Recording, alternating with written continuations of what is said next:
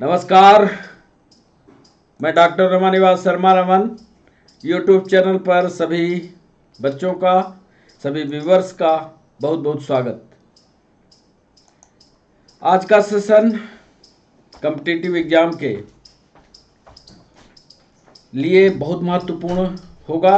आज जो हम सेशन लेकर के आए हैं वो ह्यूमन स्क्रूटनी सिस्टम, उसमें आज हम 25 सवाल रख रहे हैं और 25 सवालों को एक एक करके आपसे पूछेंगे।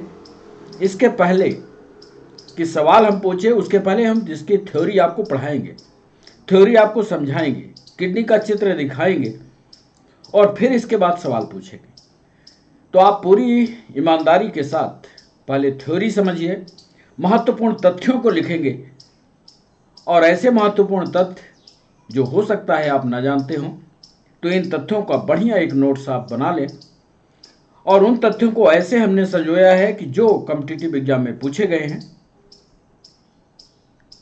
सेशन की शुरुआत करें उत्सर्जन तंत्र पर।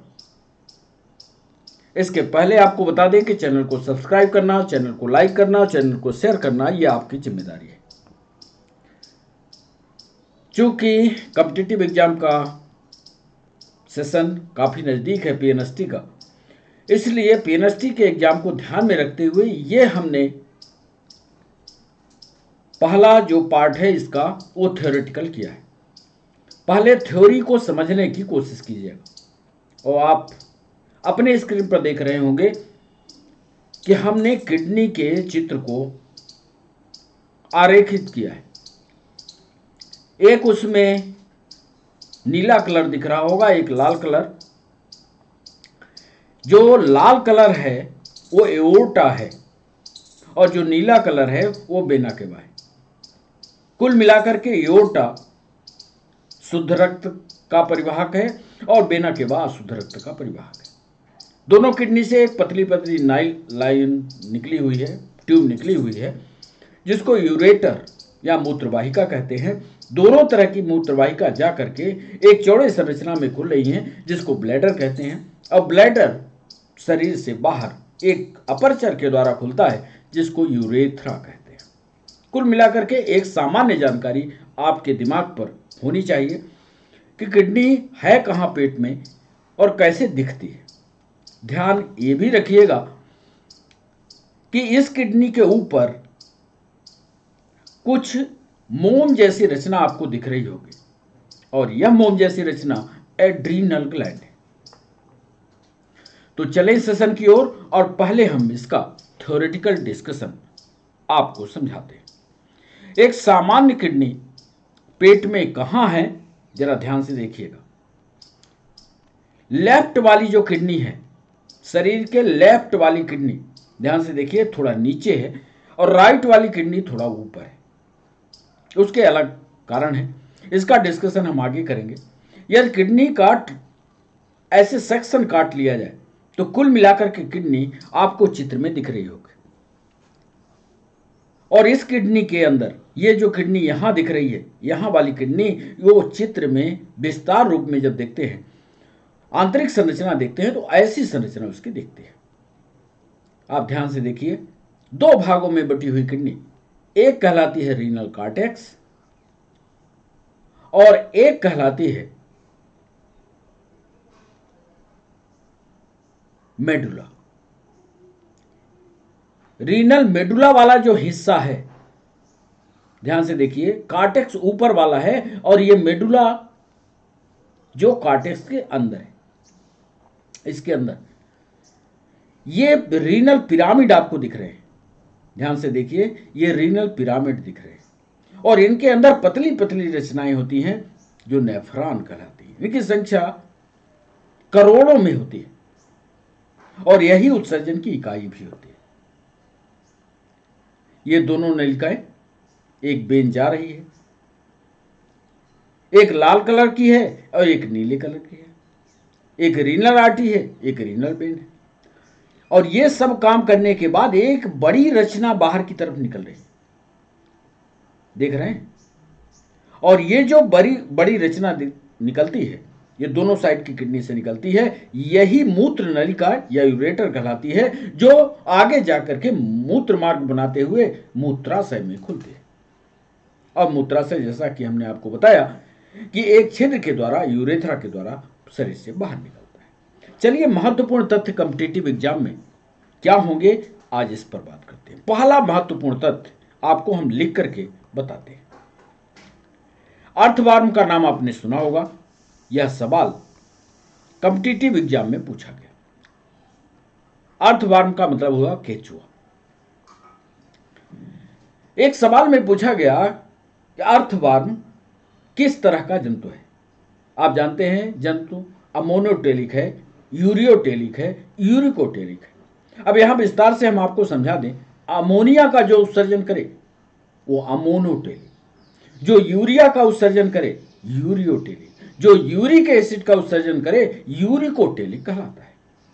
सवाल यह पूछा गया, अर्थवर्म अमोनोटेलिक है, यूरियोटेलिक है कि दोनों है कि दोनों नहीं है। यदि मान लीजिए आपसे सवाल ये पूछा जाए, पीएनएसटी में पूछा गया, तो क्या जवाब देते? क्या आपने ऐसा पढ़ा? यदि आपने नहीं पढ़ा तो पीएनएसटी वाले बच्चे जरा गंभीरता से इसको पढ़ने की कोशिश कीजिएगा। ऐसे ही सवाल पूछेगा। हम लिख रहे हैं इसका उत्तर, अर्थवर्म मुख्य रूप से अमोनोटेलिक। अब आप समझ गए, अमोनोटेलिक यानी अमोनिया का उत्सर्जन करता है, अमोनोटेलिक जंतु है। आगे देखिए, जो कॉम्पिटिटिव एग्जाम में पूछा गया, अमोनोटेलिक है यानी पानी में पाया जाता है, किंतु पर्याप्त, आगे की लाइन देखिएगा, किंतु पर्याप्त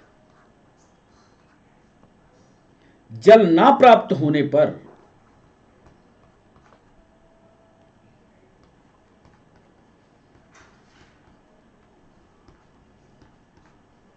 पर यह यूरियोटेलिक हो जाता है। यह यूरियोटेलिक हो जाता है। कितना महत्वपूर्ण बात इस लाइन पर। ज्यादातर बच्चे ये समझ करके उत्तर देते हैं कि चूंकि केचुआ पानी में नम स्थान में पाया जाता है और इसलिए वो जो भी जंतु पानी में पाए जाते हैं उसमें अत्यंत विषैला जो है अमोनिया, उसका उत्सर्जन करते हैं, इसीलिए भगवान ने उनको पानी में जिंदा रखा है। चूंकि अर्थवर्म पानी में है इसलिए अमोनोटेलिक है। बच्चों ध्यान रखना, कभी कभी विपरीत परिस्थितियां आती हैं और जल नहीं मिलता अर्थवर्म को तो यूरियोटेलिक हो जाता है। महत्वपूर्ण पॉइंट। दूसरा एक सवाल यूपीएससी ने पूछा, वो सवाल था लंगफिश से, फेफड़े वाली मछली से। हम लिखते हैं उसका जवाब, आप प्रश्न ढूंढने की कोशिश कीजिए। लंगफिश भी मुख्य रूप से अमोनोटेलिक है।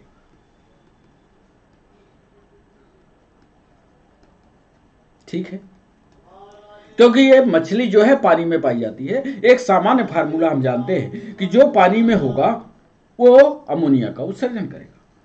मान लिया लंगफिश भी मुख्य रूप से अमोनोटेलिक है क्योंकि अमोनिया का उत्सर्जन कर रही है।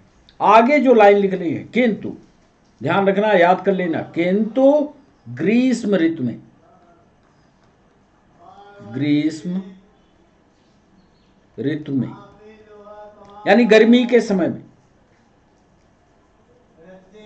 जब वो हाइबरनेशन के पीरियड में होती है, सुसुप्तावस्था में होती है, पानी की कमी होती है, स्कैर्सिटी ऑफ वाटर होता है, यह यूरियोटेलिक हो जाते हैं। यूरियोटेलिक हो जाते हैं, याद कर लीजिए। दूसरा भी कॉम्पिटिटिव, चूंकि हमारा सेशन कंपटीशन पर आधारित है इसलिए ऐसी महत्वपूर्ण जानकारियां आपके पास नोट्स के रूप में होनी चाहिए। तीसरे, मेढक आप जानते हैं, मेढक सीधा नहीं अंडे से सीधा मेढक बन जाए ऐसा नहीं होता। एक अवस्था आती है जिसको टैडपूल की अवस्था कहते हैं। हम जो महत्वपूर्ण जानकारी लिख रहे हैं जो कॉम्पिटिटिव एग्जाम में पूछी गई। मेढक का टैडपोल, मेढक का टैडपोल कायांतरण के प्रारंभ होते ही, यानी मेटामार्फोसिस के समय, मेटामार्फोसिस के समय, कायांतरण के समय या कायांतरण के प्रारंभ होने के समय, जैसे मेटामार्फोसिस होगी किसकी, टैडपोल की, या वो मेढक में बदलने जा रहा है। जब तक टैडपोल था तो पानी में था, और अब वो पानी से थल का भी और जल का भी जीव होने जा रहा है, मेढक बनने जा रहा है। तो मेटामार्फोसिस के प्रारंभ होते ही अमोनोटेलिक हो जाता है, याद कर लीजिए, अमोनोटेलिक हो जाता है।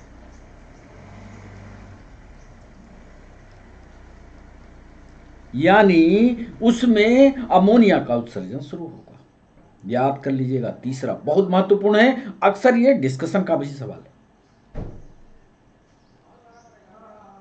एक सवाल में पूछा गया कि 24 घंटे में मेढक अपने शरीर से कितनी मात्रा में, अपने शारीरिक भार से कितनी मात्रा में यूरिन निकालता है। क्या पता है आपको? क्या ऐसे सवालों को आपने पढ़ा? नहीं पढ़ा होगा। चौथा पॉइंट, 24 घंटे में, 24 घंटे में मेढक अपने शरीर से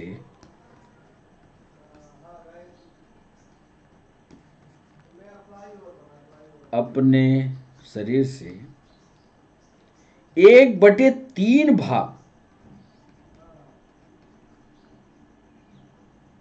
भार के बराबर,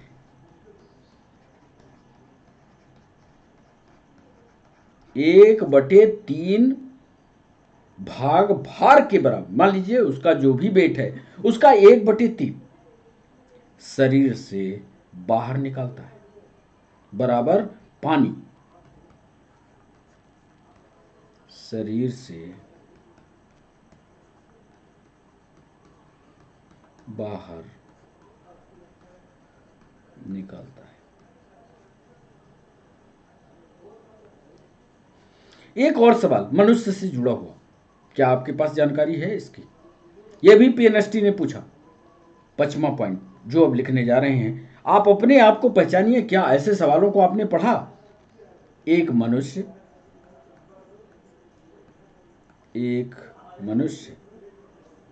अपने मूत्र में, अपने यूरिन में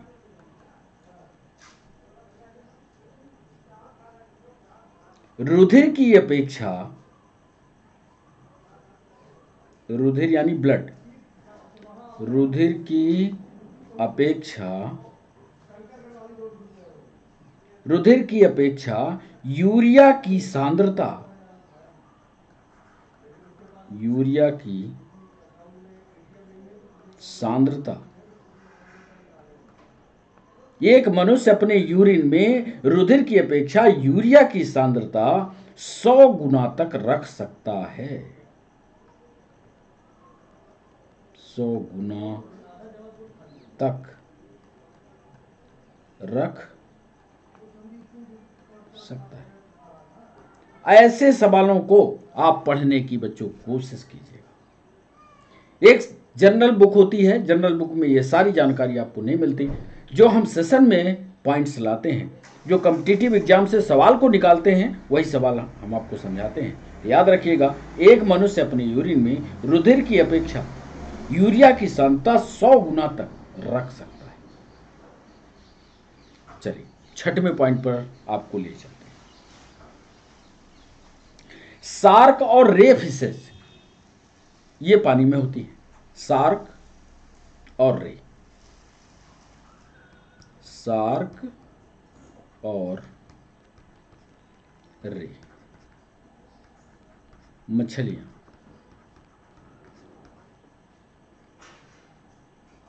अपने शरीर से, अपने बॉडी से दो से 2.5% यूरिया रखने में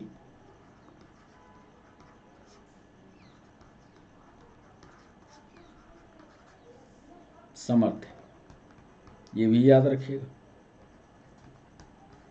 थोड़ा थ्योरी की पढ़ाई को गंभीरता से अंदर तक जाकर करिएगा। यह भी सवाल पीएनएसटी ने पूछा था।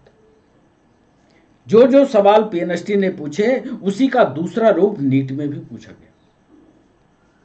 ये सवाल, शार्क और रे मछलियां अपने बॉडी से 2 से 2.5% यूरिया रखने में समर्थ होते हैं।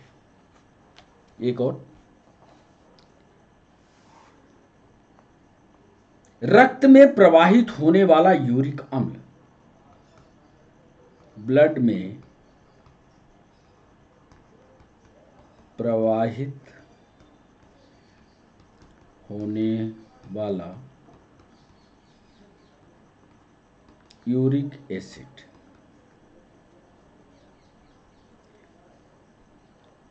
जब ब्लड में होता है यूरिक एसिड। अब देखिए सवाल को कहां से पूछ रहा है और उत्तर हम कैसे बता रहे हैं। ब्लड में प्रवाहित होने वाला यूरिक एसिड जब जॉइंट्स में, जोड़ों में सोडियम यूटेट क्रिस्टलों के रूप में, सोडियम यूटेट क्रिस्टलों के रूप में एकत्रित हो जाता है,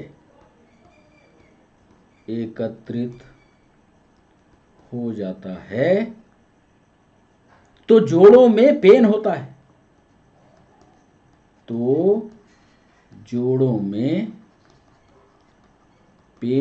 है, इसमें 3 सवाल पूछे गए।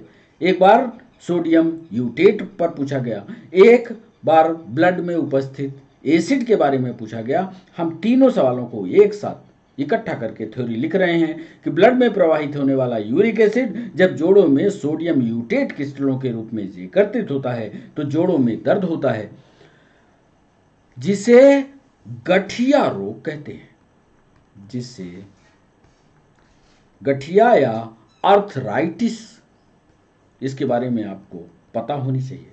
आर्थराइटिस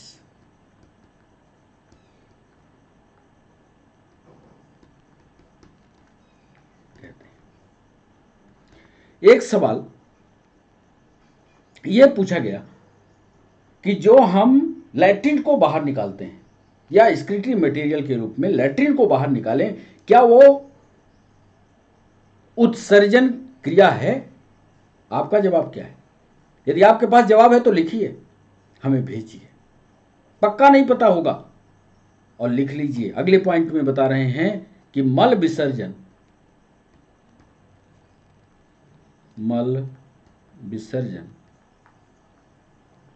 उत्सर्जन क्रिया नहीं है।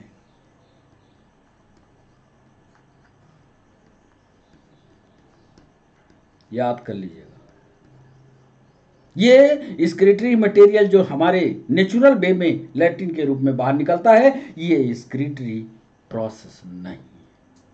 अक्सर अभी तक आपकी जानकारी में रहा होगा कि लैट्रिन का बाहर निकलना ये प्रोसेस ऑफ एक्सक्रीशन है।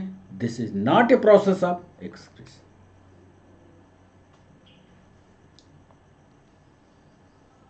यदि आप चाय पीते हैं, यदि आप कॉफी पीते हैं, यदि आप अल्कोहल पीते हैं या कोई आप दवाई खाते हैं, हम आपसे सवाल पूछ रहे हैं कि यदि आप ये चारों काम करते हैं तो क्या यूरिनेशन या मूत्र विसर्जन की प्रक्रिया बढ़ जाएगी? आपका जवाब हाँ होना चाहिए। कोई भी आप इस तरह की चीजें कर रहे हैं, औषधि ले रहे हैं, अल्कोहल ले रहे हैं, कॉफी पी रहे हैं, चाय पी रहे हैं, तो यूरिन की मात्रा बढ़ जाती है। ये भी पॉइंट लिख लीजिए। चाय, कॉफी, अल्कोहल, चाय, कॉफी, अल्कोहल,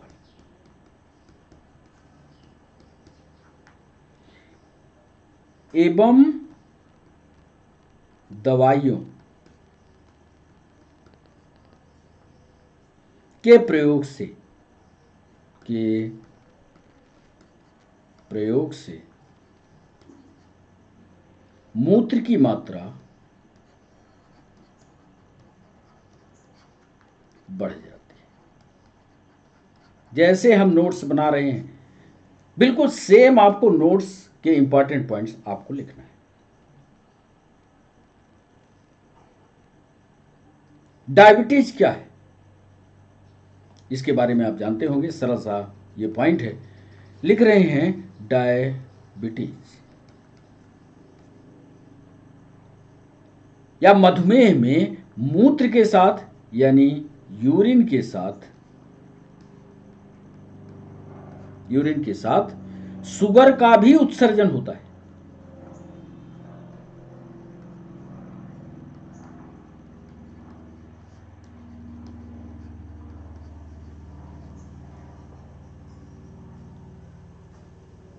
किसी आदमी को कीटोन्यूरिया हो गया, कभी सुना है? किसी आदमी को कीटोन्यूरिया हो गया तो उसके यूरिन में क्या बढ़ गया, यह सवाल पूछा गया। इसको भी लिख देते हैं, कीटोन्यूरिया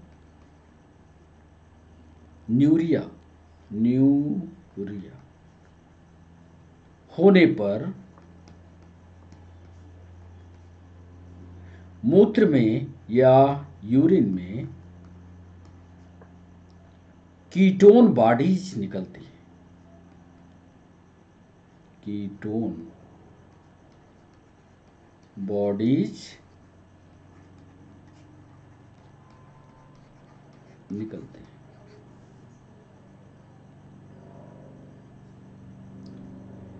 कभी कभी जब हमें जॉइंटिस होता है तो हमारी यूरिन जो है वो पीली होती है। इस पीली यूरिन के साथ क्या निकलता है ये आपको बताना है। ये भी लिख देते हैं कि पीलिया रोग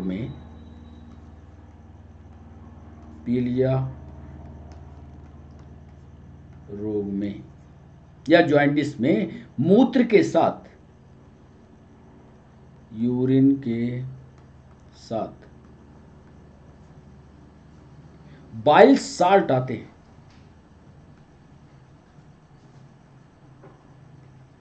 पित्त लवण आते हैं। अंतिम पॉइंट, बहुत महत्वपूर्ण पॉइंट, एक सामान्य वयस्क व्यक्ति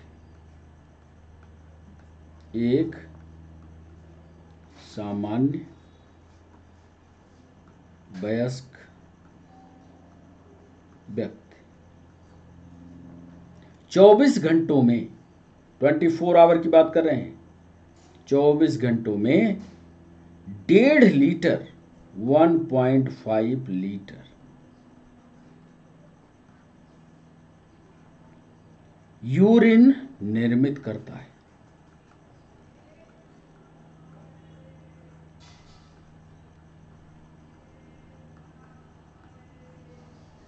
ये महत्वपूर्ण पॉइंट आपको क्या इसके पहले जानकारी थी या आपने जब थ्योरी पढ़ी थी क्या इसको पढ़ा था?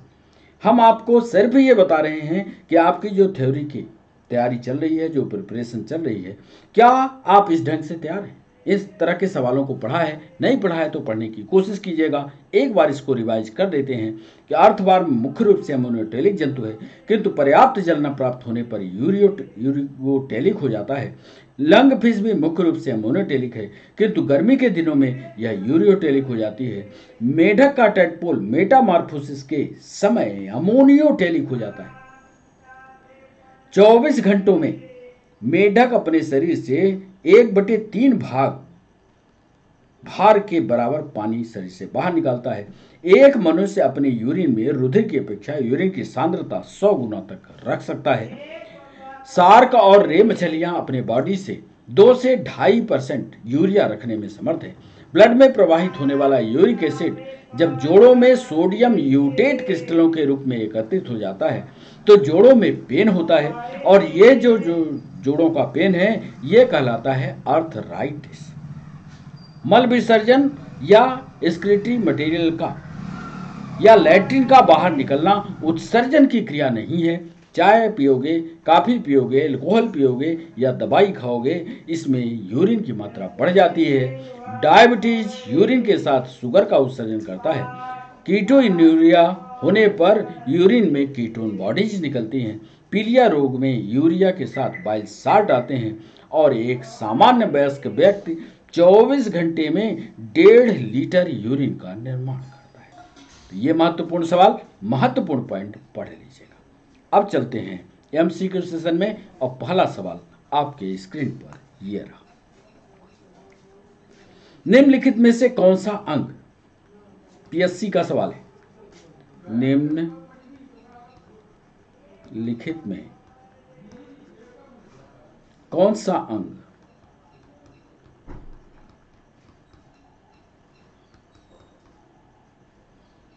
एक्सक्रीटरी सिस्टम का भाग नहीं है? एक्सक्रीटरी सिस्टम का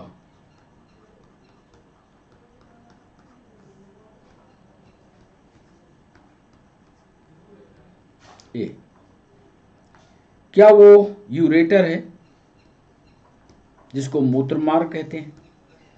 क्या वो मूत्र वाहिनी है? सी कह रहे हैं क्या वो यूटेरस है?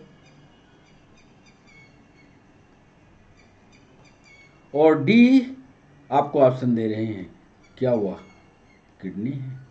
इसमें से चारों में से एक ऐसा ऑर्गन है जिसका संबंध उत्सर्जन तंत्र से नहीं है। इस पर टिक कीजिएगा। दूसरा सवाल, किडनी की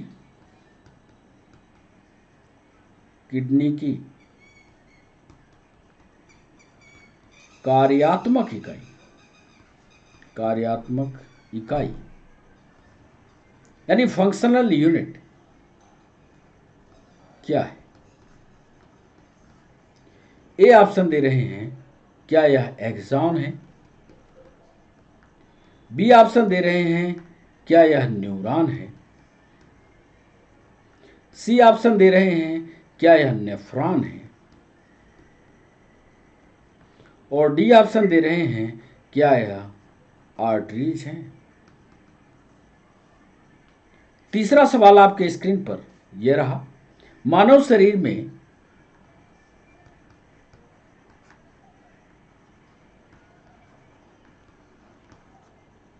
यूरिया का निर्माण कहाँ होता है?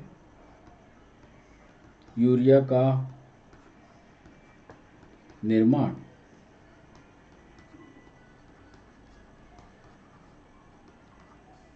यह बड़ा इंपॉर्टेंट सवाल है, नीट में भी पूछा गया। मानव शरीर में यूरिया का निर्माण कहाँ होता है? ए ऑप्शन दे रहे हैं क्या यह पैनक्रियाज में होता है यानी अग्नाशय में होता है?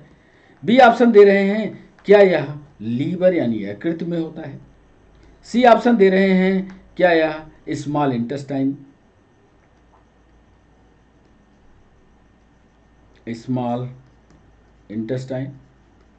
या छोटी आंत में होता है? और डी ऑप्शन दे रहे हैं क्या यह किडनी में होता है?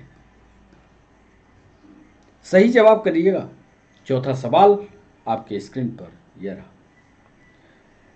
मूत्र का पीला रंग, यूरिन का येलोइश जो कलर है, मूत्र का पीला रंग किसकी उपस्थिति के कारण है?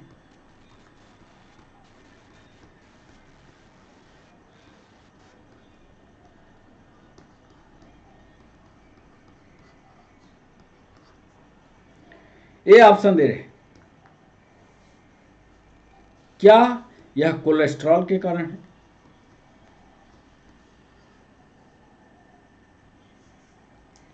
बी ऑप्शन दे रहे हैं क्या यह लिम्फ के कारण या लसिका के कारण है? सी ऑप्शन दे रहे हैं क्या यह बाइल के कारण है यानी पित्त के कारण है? और डी ऑप्शन दे रहे हैं क्या यह यूरोक्रोम के कारण है?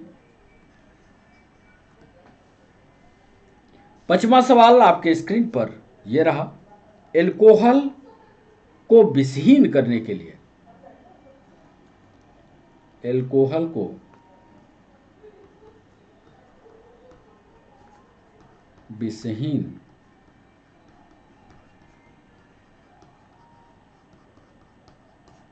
निराविशन करने के लिए या विषहीन करने के लिए निम्नलिखित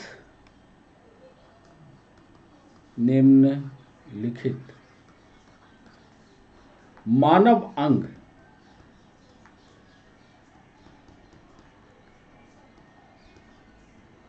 जिम्मेदार हैं। ए ऑप्शन दे रहे हैं, क्या यह लीवर है? बी ऑप्शन दे रहे हैं, क्या यह रेनिन है? सी ऑप्शन दे रहे हैं, क्या यह हार्ट है? और डी ऑप्शन दे रहे हैं, क्या यह किडनी है? बड़ा इंपॉर्टेंट सवाल यह भी पूछा गया कि अल्कोहल को विषहीन करने के लिए निम्नलिखित मानव अंग कौन सा जिम्मेदार है, कौन उसको विषहीन करता है, कौन उसको छानता है, यह सवाल पूछा गया। छठवां सवाल आपके स्क्रीन पर ये रहा। दो सूचियां हम आपको दे रहे हैं, सूची में देखिए और सही मिलान कौन सा है। सूची देखिए, सूची फर्स्ट और सेकंड का सही मिलान कीजिए। सूची फर्स्ट और सूची सेकंड का सही मिलान करना है। कैसे आप मिलान करेंगे ये देखिए। पहले हम सूची बना दें। सूची फर्स्ट और सूची सेकंड।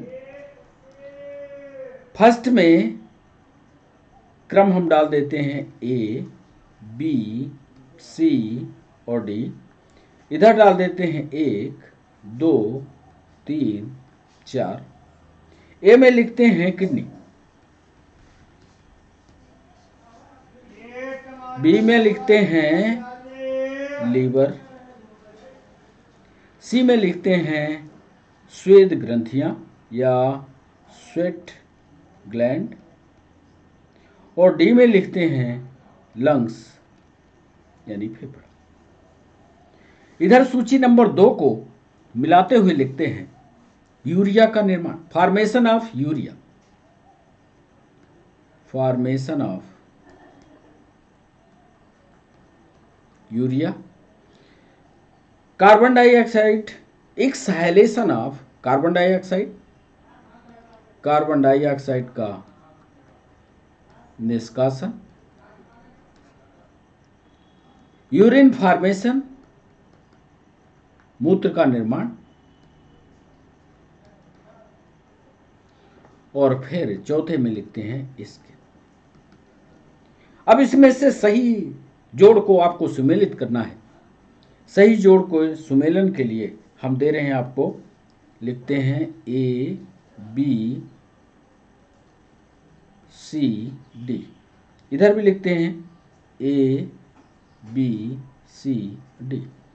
पहला ऑप्शन दे रहे हैं 3, 1, 2, 4, 3, 1, 2, 4।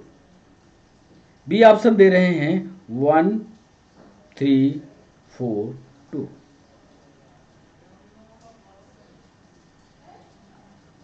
ए ऑप्शन ये, बी ऑप्शन ये। सी ऑप्शन में दे रहे हैं 3, 1, 4, 2, 3, 1, 4, 2। और डी ऑप्शन दे रहे हैं 2, 1, 3, 4।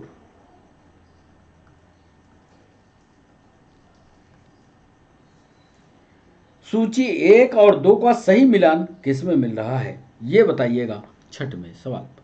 सातवां सवाल आपके स्क्रीन पर। ह्यूमन की किडनी या आप लिख लें मानव वृक्क के कार्य से संबंधित के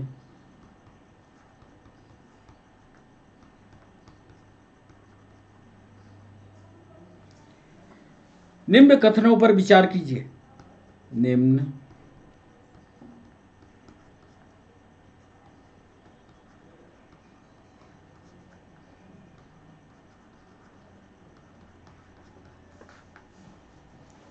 पहला, दो कथन दे रहे हैं, उस पर आप विचार कीजिए, फिर जो हम पूछ रहे हैं उसका जवाब दीजिए। किडनी के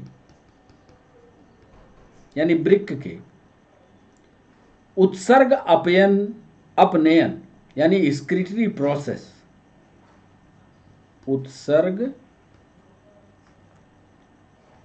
अपनयन के पश्चात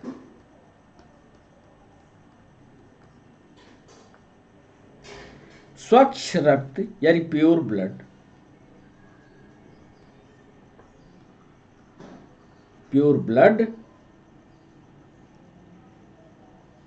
रीनल आर्टरी में वापस आता है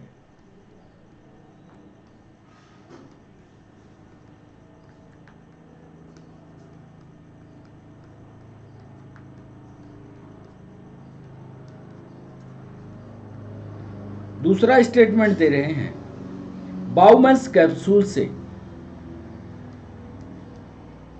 बाउमैन्स कैप्सूल से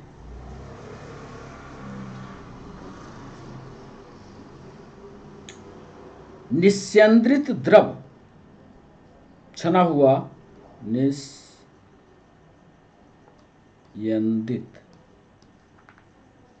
द्रव छोटी छोटी नलिकाओं से या लघु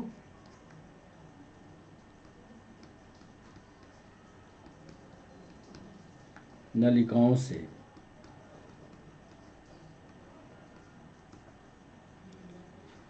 गुजरता है, जहां अधिकांश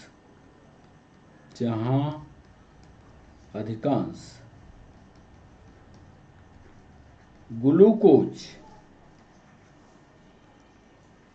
का पुनरावशोषण यानी रीएब्जॉर्प्शन होता है, रीएब्जॉर्प्शन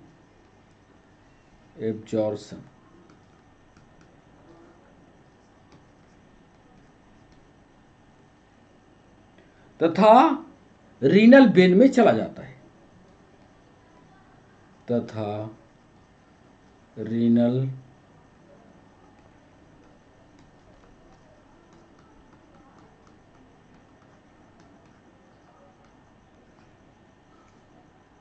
इनमें से कौन सा कथन सही है? हम ये पूछ रहे हैं सवाल, इनमें से कौन सा कथन सही? ए ऑप्शन दे रहे हैं, केवल एक, ओनली वन।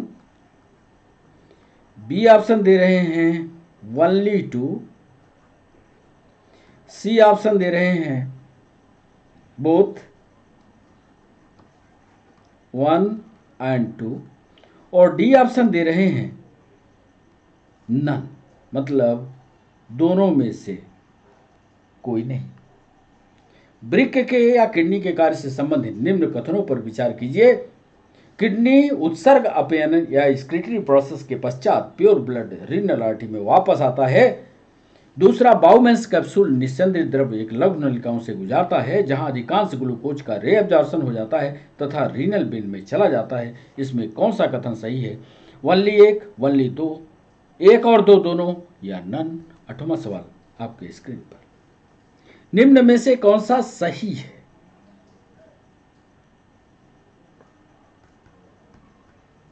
निम्न में से कौन सा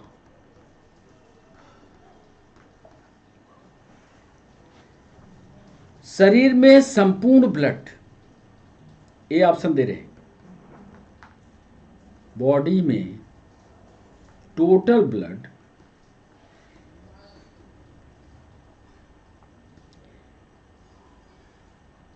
किडनी के माध्यम से मिल जाता है।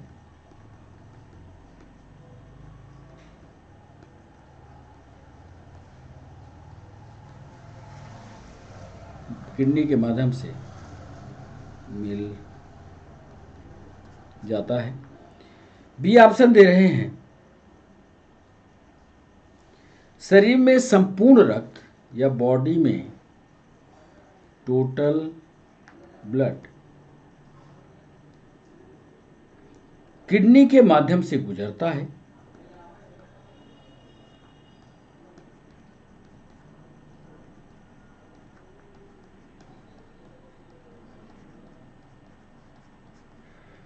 सी ऑप्शन दे रहे हैं, शरीर में संपूर्ण रक्त बॉडी में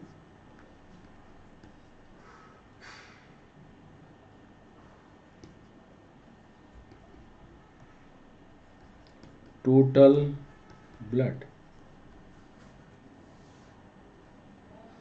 किडनी के माध्यम से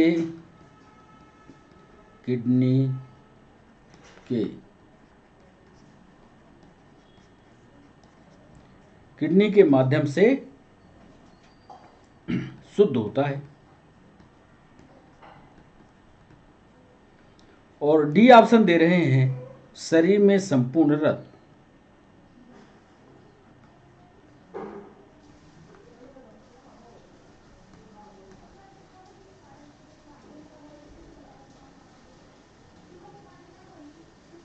बॉडी में संपूर्ण ब्लड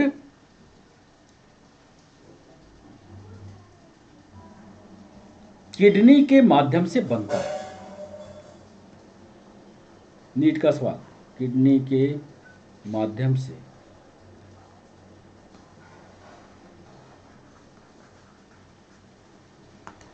कौन सा कथन सही है, यह सवाल हमने पूछा। इसमें हमने कहा कि क्या बॉडी में टोटल फ्लूइड किडनी के माध्यम से मिल जाता है, बॉडी में टोटल ब्लड किडनी के माध्यम से गुजरता है, बॉडी में टोटल ब्लड किडनी के माध्यम से शुद्ध होता है, और बॉडी में टोटल ब्लड किडनी के माध्यम से बनता है। 9वां सवाल, मनुष्य के शरीर में खून के शुद्धिकरण की प्रक्रिया।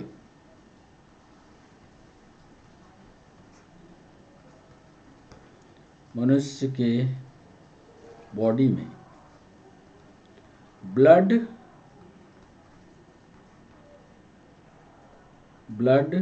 प्यूरिफिकेशन की प्रक्रिया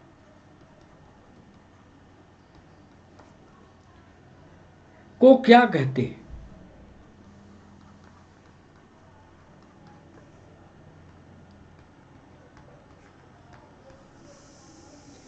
ए ऑप्शन दे रहे, क्या यह हीमोलिसिस है? बी ऑप्शन दे रहे हैं, क्या यह डायलिसिस है? क्या यह ऑस्मोसिस है? और डी, क्या यह पैरालिसिस है?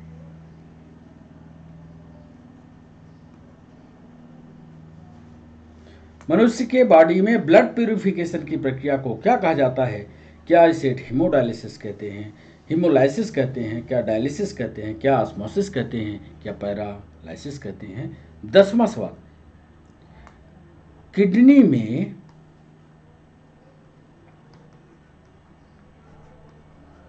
में पथरी या स्टोन पथरी किसके कारण बनती है?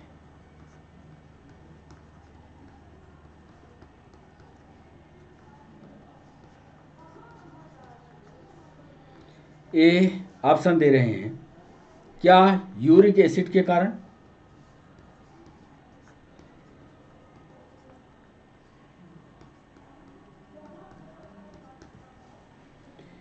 क्या कैल्शियम ऑक्सीलेट के कारण,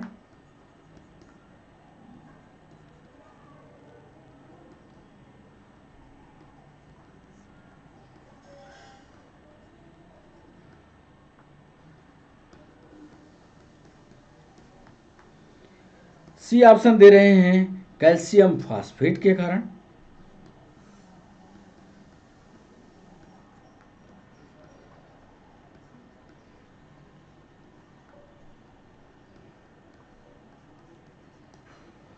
या किडनी में पथरी किसके कारण बनती है? यूरिक एसिड के कारण, कैल्शियम ऑक्सीलेट के कारण, कैल्शियम फास्फेट के कारण, या डी ऑप्शन दे रहे हैं, उपर्युक्त सभी।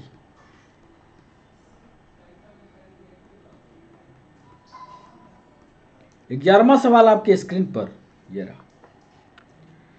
किडनी से प्रति मिनट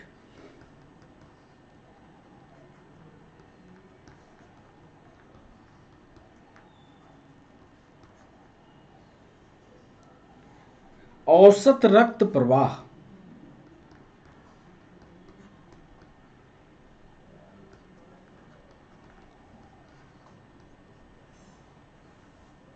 होता है।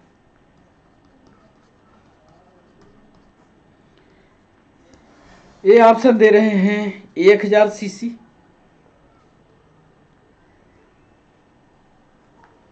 बी ऑप्शन दे रहे हैं 1200 सीसी, सी ऑप्शन दे रहे हैं 200 सीसी और डी ऑप्शन दे रहे हैं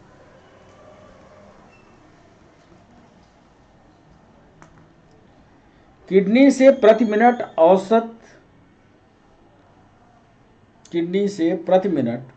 औसत रक्त प्रवाह कितना होगा। 1000 सीसी होगा, 1200 सीसी होगा, 200 सीसी होगा या 500 सीसी होगा। 12वां सवाल, क्रैब हेंसलिट साइकिल, इससे जुड़ा हुआ नीट में पूछा गया सवाल। क्रैब हेंसलिट चक्र की विशेषता क्या होती है। जो बच्चे हमारे साथ 11th और 12th वाले जुड़े होंगे उन्होंने पढ़ा होगा इसको। क्रैब हेंसलिट चक्र ए किडनी में मूत्र के निर्माण के लिए होता है। किडनी में मूत्र निर्माण के लिए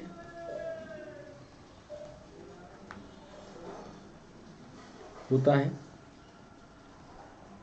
बी ऑप्शन दे रहे हैं किडनी में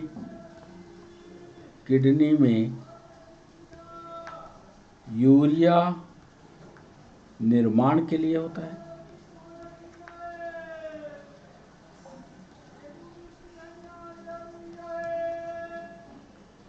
यूरिया के निर्माण के लिए होता है। सी ऑप्शन दे रहे हैं कि कोशिकाओं में या सेल्स में ऊर्जा उत्पादन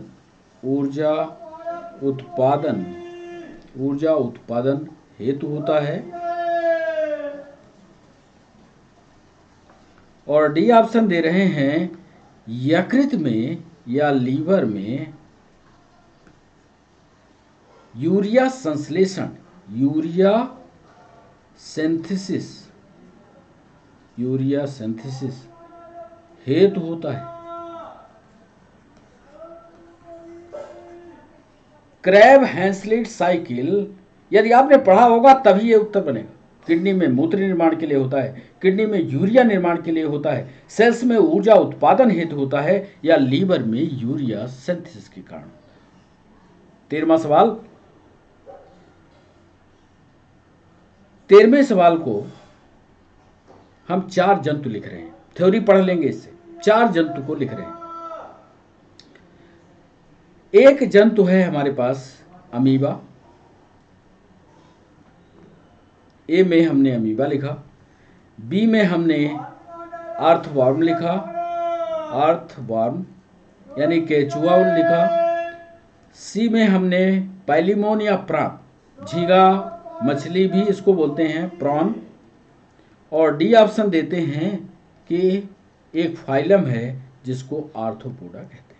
हम आपसे ये जानना चाह रहे हैं कि इन सब के एक्सक्रीटरी ऑर्गन आप बता दीजिए, और नहीं पता तो क्रम ही व्यवस्थित कर दीजिए। इधर हम लिख रहे हैं पहले में मैलपिघियन ट्यूब्यूल,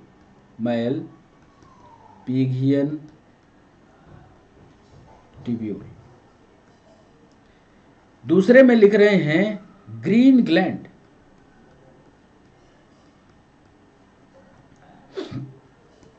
तीसरे में लिख रहे हैं स्किन एंड बैकवॉल, त्वचा और ऋतिका। और चौथे में लिख रहे हैं उत्सर्जिकाएं, उत्सर्जिकाएं।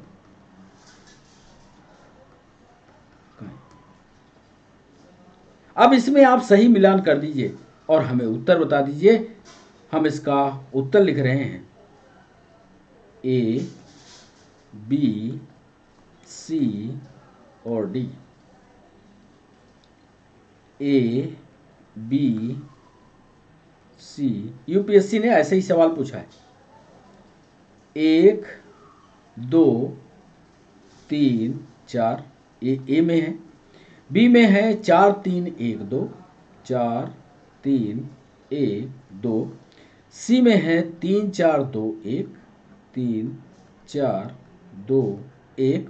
और डी में है 4, 3, 2, 1।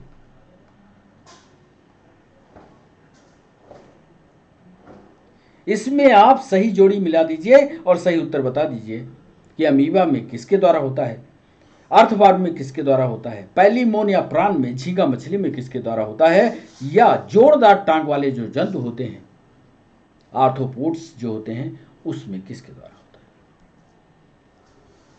14वां सवाल, सबसे अधिक विषैला उत्सर्जी पदार्थ, सबसे अधिक विषैला उत्सर्जी पदार्थ कौन सा है, ये बताना है आपको। क्या वो अमोनिया है, अमोनिया है। बी आपको बताना है क्या वह कार्बन डाइऑक्साइड है। सी आपको बताना है क्या वह यूरिया है। और डी ऑप्शन बताना है क्या वह एमिनो एसिड है। सबसे ज्यादा विषैला कौन सा है, इसका डिस्कशन पहले थ्योरी पढ़ाते समय हमने किया है। 15वां सवाल, मानव में एडेनिन, मानव में एडेनिन और ग्वानिन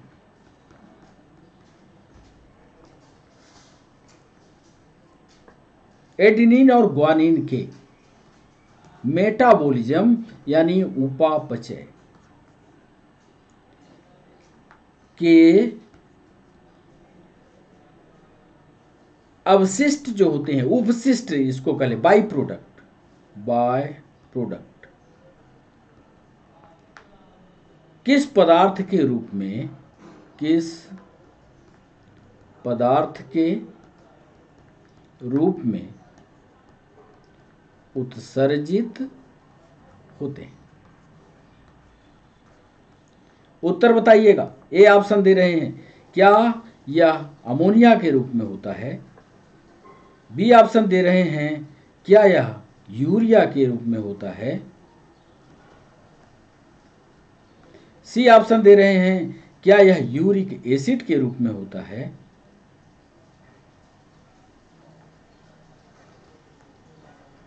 और डी ऑप्शन दे रहे हैं क्या, सॉरी, मानव में एडेनिन ग्वानिन के उपापचय से उसे किस रूप, हाँ ठीक है, यूरिक एसिड के रूप में होता है। और क्या यह प्रोटीन के रूप में होता है। सही जवाब कीजिएगा। एडेनिन और ग्वानिन डीएनए के संरचना में, आरएनए की संरचना में, इनको आपने पढ़ा होगा। एडेनिन और ग्वानिन के मेटाबॉलिज्म के बाई प्रोडक्ट किस रूप में उत्सर्जित होते हैं, नीट में, पीएनएसटी में। रेलवे में पूछा गया सवाल, अमोनिया के रूप में, यूरिया के रूप में, यूरिक एसिड के रूप में या प्रोटीन के रूप में होता है। 16वां सवाल, मूत्र की मात्रा का कंट्रोलर कौन सा है। मूत्र की मात्रा, total amount of urine controlled by, मूत्र की मात्रा का नियंत्रक, नियंत्रक कौन होता है। ए ऑप्शन दे रहे हैं क्या यह ADH एवं एल्डोस्टेरोन है? एल्डोस्टेरोन है, हार्मोन के नाम है ये। बी ऑप्शन दे रहे हैं, क्या सिर्फ एल्डोस्टेरोन है? सी ऑप्शन दे रहे हैं, क्या यह एस्टोस्टेरोन है?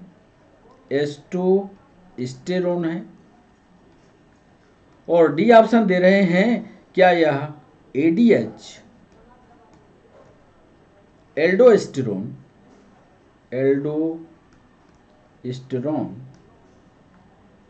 एवं टेस्टोस्टेरोन है?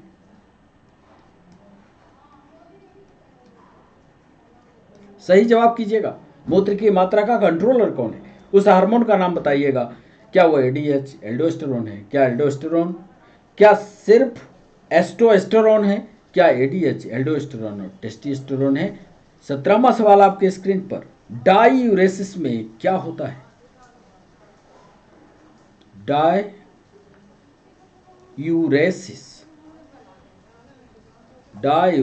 में क्या होता है? डाययूरेसिस में क्या होता है यह आपको बताना है। ए ऑप्शन दे रहे हैं, ग्लूकोज का उत्सर्जन बढ़ जाता है।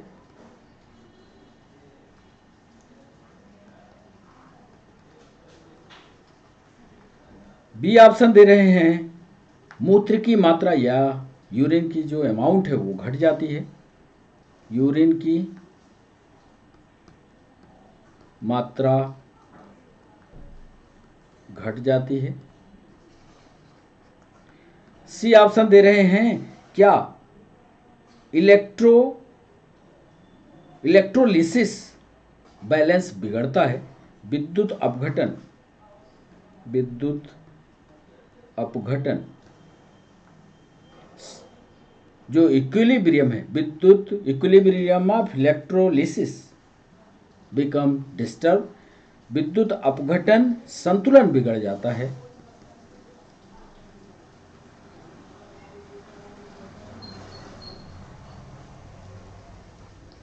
और डी ऑप्शन दे रहे हैं, क्या मूत्र की मात्रा या यूरिन की मात्रा बढ़ जाती है? मूत्र की मात्रा बढ़ जाती है। 18वां सवाल आपके स्क्रीन पर यह रहा।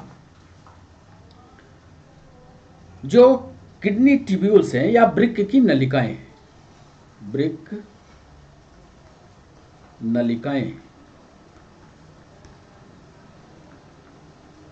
में दो एंड होते हैं, एक प्रॉक्सिमल होता है और एक डिस्टल होता है। प्रॉक्सिमल का मतलब पास वाला और डिस्टल का मतलब दूर वाला।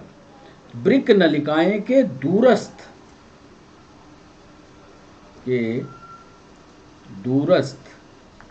कुंडलित भाग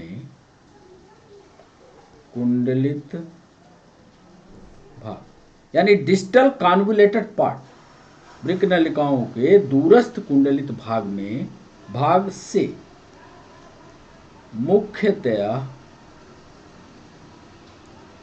किसके आयनों का, बड़ा इंपॉर्टेंट सवाल है ये, किसके आयनों का रीअब्जॉर्प्शन होता है, यानी पुनरावशोषण होता है। पुनरावशोषण होता है। ए ऑप्शन दे रहे हैं आपको, क्या NaCl का, सोडियम क्लोराइड का, क्या ग्लूकोज का? सी ऑप्शन दे रहे हैं, क्या यूरिया का? और डी ऑप्शन दे रहे हैं, क्या पानी का? इससे बहुत ज्यादा सवाल PNST में पूछे गए। किडनी से जुड़े हुए सबसे ज्यादा ही बड़ा इंपॉर्टेंट चैप्टर है, इसकी थ्योरी जरूर पढ़िएगा। वाटर्स। 19वां सवाल आपके स्क्रीन पर, कीटों का या इंसेक्ट्स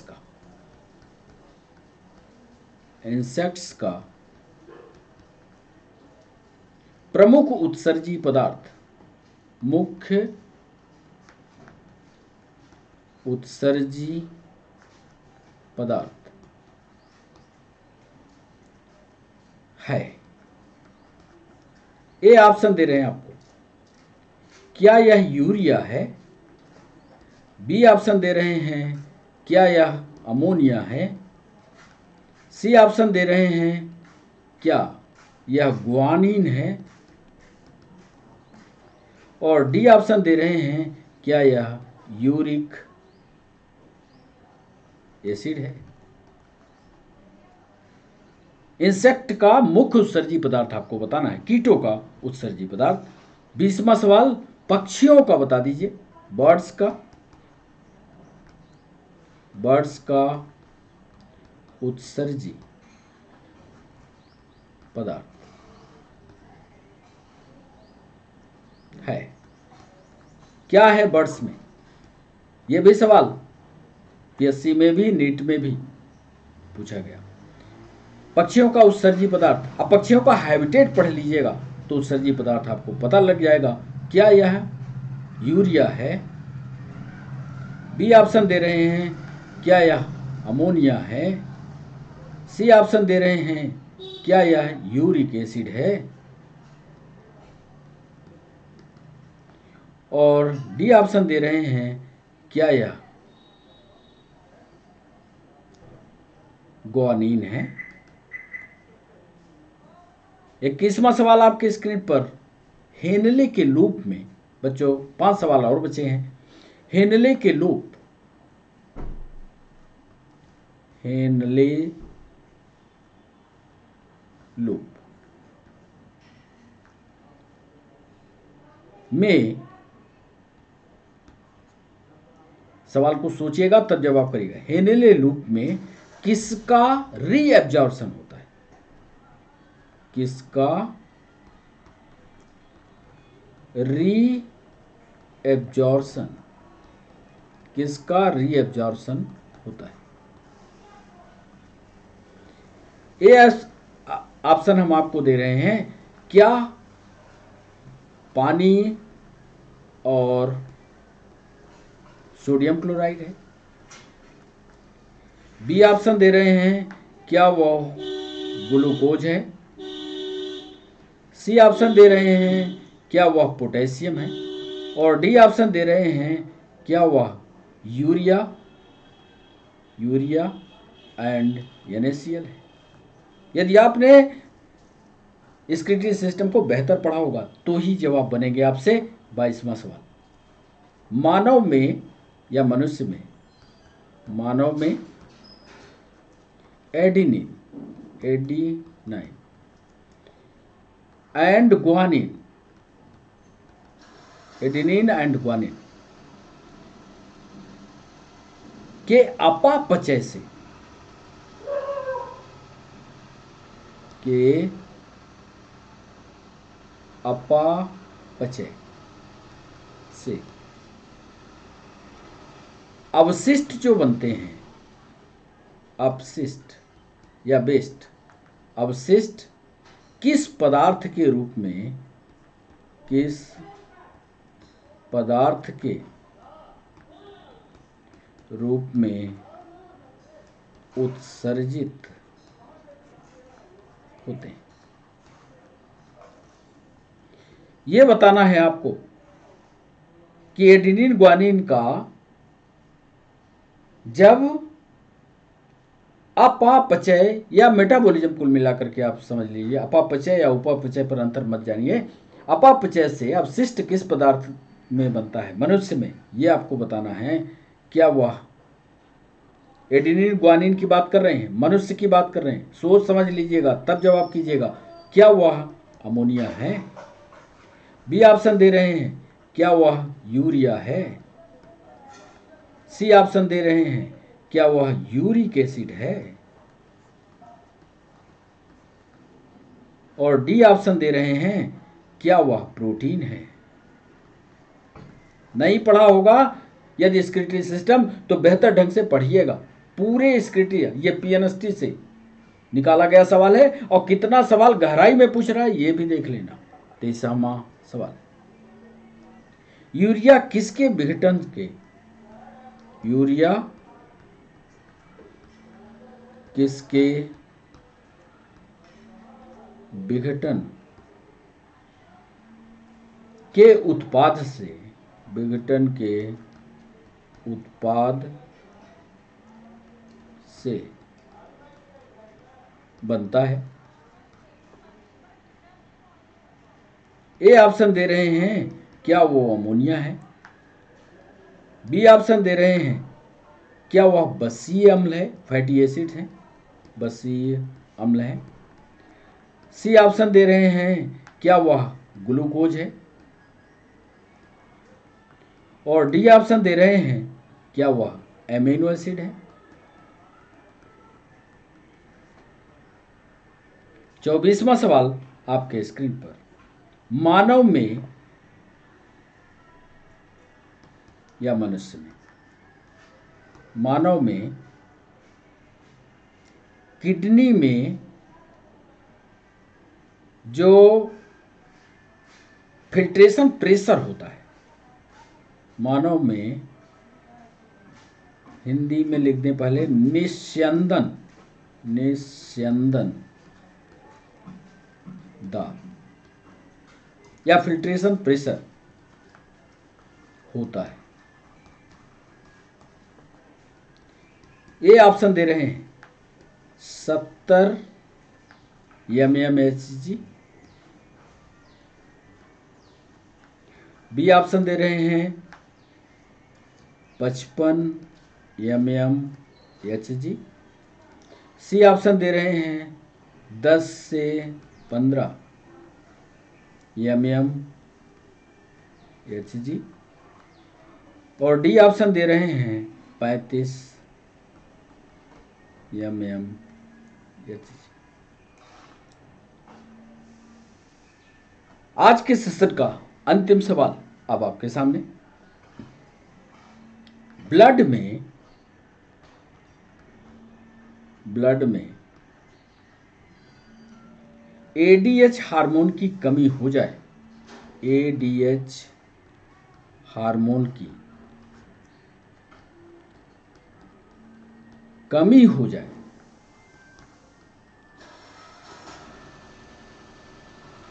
तो क्या होगा, तो क्या होता है, सोच विचार कर जवाब दीजिए। ये ऑप्शन दे रहे हैं मूत्र की मात्रा बढ़ जाएगी या यूरिन की मात्रा बढ़ेगी। बी ऑप्शन दे रहे हैं मात्रा, यूरिन की मात्रा घटेगी। सी ऑप्शन दे रहे हैं यूरिन का पीएच, यूरिन का पीएच 4.8 से 8.00 हो जाएगा।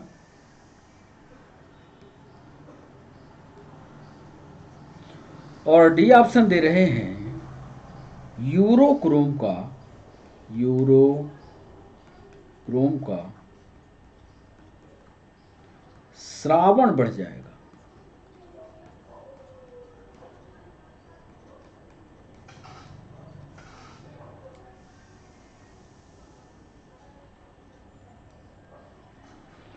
ये 4 ऑप्शन, ब्लड में यदि एडीएच हार्मोन की कमी हो जाए तो क्या होगा, ये आपको बताना है 25वें सवाल पर। और सेशन की समाप्त करें कि पीएससी के जो या यूपीएससी के, पीएससी अथवा यूपीएससी के बच्चे जो आंसर राइटिंग कर रहे हैं, आंसर राइटिंग, उनके लिए आज एक सवाल है जिसको 50 शब्दों में या 100 शब्दों में लिखना है। पक्षी या वर्ड्स, पक्षी यूरिकोटेलिक होते हैं, यूरिकोटेलिक होते हैं, देख लेना, यूरिकोटेलिक, यूरिकोटेलिक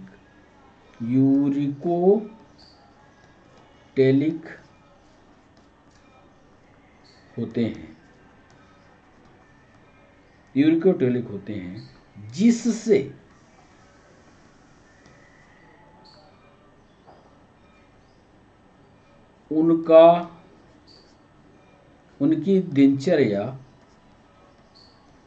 उनकी दिनचर्या सहज हो जाए। इस पर आपको 100 शब्द लिखना है। देखते हैं कितने बच्चे इसका जवाब हमारे पास तक पहुंचाते हैं। जो भी आंसर राइटिंग का सेशन कर रहे हैं उनके लिए सवाल है, पक्षी यूरिकोटेलिक होते हैं यानी यूरिक एसिड का उत्सर्जन करते हैं। आपको ये बताना है कि उनकी यूरिक एसिड निकालने की प्रक्रिया से उनकी आपसी दिनचर्या कैसे सहज हो जाती है। ये 100 शब्दों में आपको लिखना है। तो आप बच्चों चलते हैं जवाब की ओर। पहले प्रश्न का जवाब आपके लिए ये रहा। पहला सवाल जो हमने पूछा था, सिर्फ समय ज़्यादा हो गया है इसलिए सिर्फ हम टिक करते जाते हैं। आप तुरंत जब सेशन समाप्त हो तो आप टोटल कितने आपने सही किया है ये जरूर बताइएगा। तो पहले में गर्भाशय से कोई संबंध नहीं है स्क्रीटरी सिस्टम का। किडनी की कार्यात्मक इकाई नेफ्रॉन होती है। तीसरे सवाल में मानव शरीर में यूरिया का निर्माण कहाँ होता है, याद रखिएगा। तीसरा सवाल ये है यकृत।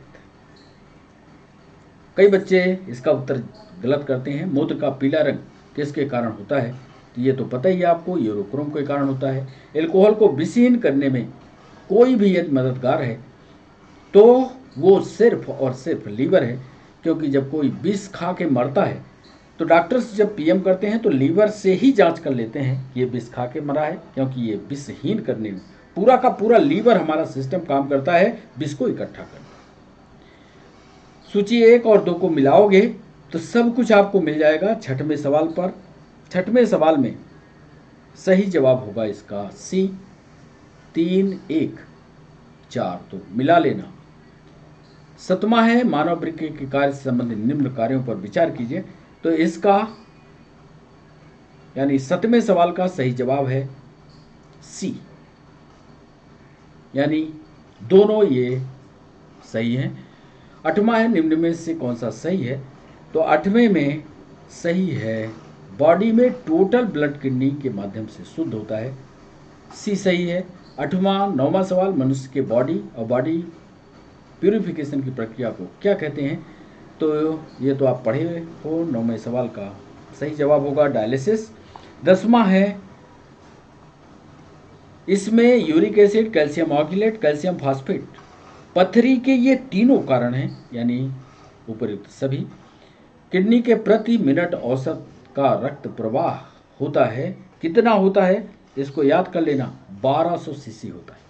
पीएनएसटी वाले बच्चे कई बार ये सवाल पूछा गया। क्रैब हैंसलेट साइकिल 12वां सवाल, इसका सही जवाब होगा लीवर में यूरिया सिंथेसिस होते हैं, पढ़ लीजिएगा इसको। 13वां सवाल, इसका सही जवाब होगा 3, 4, 2, 1, मिला लेना 3, 4, 2, 1, सी सही होगा। सबसे अधिक विषैला उत्सर्जी पदार्थ कौन सा है, सबसे अधिक विषैला इसमें से यमोनिया होता है, क्योंकि ये पानी में जंतु पाए जाते हैं। मानव में एडेनिन और ग्वानिन के उपापचय के बाद जो भी बनता है वो होता है यूरिक एसिड, याद कर लेना यूरिक एसिड। 16वां सवाल, मूत्र की मात्रा का नियंत्रक कौन होता है, तो मूत्र की मात्रा 2 हार्मोन्स एडीएच और एल्डोस्टेरोन, यानी ए सही होगा इसका। 17वां सवाल, मूत्र की मात्रा डाईयूरेसिस में, डाई का मतलब 2, यूरेसिस माने मूत्र का माने मूत्र की मात्रा दोगुनी हो जाती है, यानी मूत्र की मात्रा बढ़ जाती है। वृक्क नलिकाएं के दूरस्थ कुंडली भाग से मुख्यतः किसके आयनों का अवशोषण होता है। 18वां सवाल, 18वें सवाल का सही जवाब होगा सोडियम क्लोराइड, पढ़ लेना इसको भी। इंसेक्ट का मुख्य उत्सर्जी पदार्थ कौन सा है, यह सवाल हमने पूछा। इनका मुख्य उत्सर्जी पदार्थ यूरिया ही होता है। बर्ड्स में उत्सर्जी पदार्थ कौन सा है, अभी हमने उधर सवाल भी दिया है, इसका सही जवाब होगा यूरिक एसिड। क्यों होता है ये हम पीएससी और यूपीएससी वाले बच्चों के लिए 100 शब्दों का जो प्रश्न दिया है उसको करने की कोशिश कीजिएगा। 21वां हेनले लूप में किसका रीअब्जॉर्प्शन होता है। 21वां सवाल, जल और सोडियम क्लोराइड का। 22वां सवाल, मानव में एडेनिन ग्वानिन के उपापचय से अवशिष्ट किस रूप में शरीर से बाहर उत्सर्जित होते हैं? 22वां सवाल ये है यूरिक एसिड के रूप में। यूरिया किसके विघटन के उत्पाद से बनता है? 23वां सवाल तो ये एमिनो एसिड के। 24वां, मानव में निस्यंदन दाब कितना होता है? मानव में 10 से 15 mg होता है। 25वां और अंतिम सवाल, मूत्र की मात्रा बढ़ जाती है, ब्लड में यदि एडीएच हार्मोन की कमी हो जाए तो मूत्र की मात्रा जो होती है वो बढ़ जाती है। तो बच्चों आज के सेशन के लिए यहीं पर रोकना होगा। पीएससी और यूपीएससी वाले बच्चे जरूर इस सेशन को देख लें, जो हमने सवाल दिया है उसको करने की कोशिश करें। पीएनएसटी, नीट या एसएससी की परीक्षा दे रहे, रेलवे की परीक्षा, एसआई की परीक्षा दे रहे बच्चे, जितने प्रश्नों को हमने कराया उसकी थ्योरी जरूर पढ़ें। जो हमने इंपॉर्टेंट पॉइंट लिखाए हैं उसका बढ़िया नोट्स बनाइए। तो बच्चों आज के लिए बस इतना ही। आप हमारे साथ जुड़े इसके लिए आप सभी का बहुत बहुत शुक्रिया। कमेंट लिखना मत भूलिएगा। चैनल को सब्सक्राइब करना, चैनल को शेयर करना, ये आपकी जिम्मेदारी है। तो बच्चों बाय बाय, नमस्कार।